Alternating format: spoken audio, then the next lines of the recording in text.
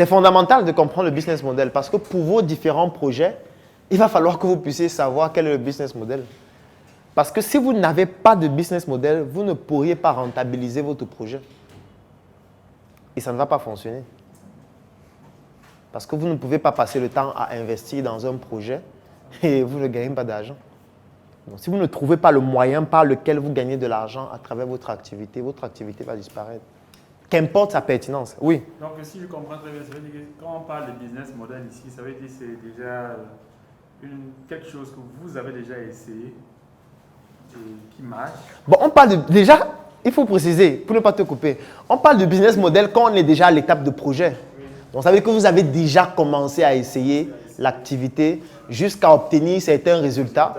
Maintenant, vous êtes en train de réfléchir sur comment faire pour gagner de l'argent avec ces résultats-là. Okay.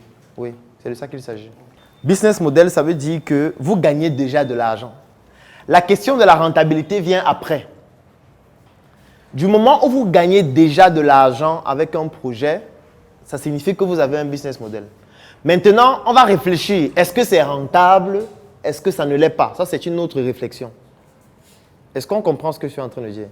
C'est-à-dire que vous pouvez investir 100 000 dans un projet. Vous fabriquez par exemple de la craie avec 100 000.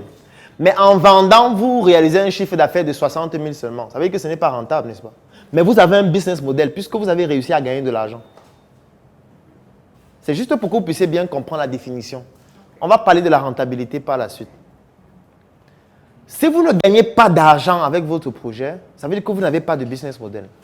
Mais ici aussi, il faut comprendre la définition de l'argent. Parce que l'argent, c'est toute valeur monétaire, tout simplement. L'argent, ce n'est pas seulement les billets de banque physiques là, qu'on appelle la monnaie fiduciaire, c'est-à-dire une monnaie qu'on peut physiquement détruire. Les données que je vous ai présentées, par exemple, en ce qui concerne les taximans, là, c'est de l'argent aussi. C'est-à-dire, si j'ai une base de données avec 2500 taximans dans la ville de Douala, cette base de données, c'est de l'argent. Parce que c'est une valeur monétaire, parce qu'on peut la transformer en une autre forme de monnaie, qui est peut-être une monnaie fiduciaire, en faisant par exemple des placements publicitaires, comme je l'ai expliqué tout à l'heure. Donc, le problème que vous avez, c'est au niveau de la rentabilité, c'est au niveau de la stratégie, c'est au niveau du marketing, mais ce n'est pas au niveau du business model qui existe déjà.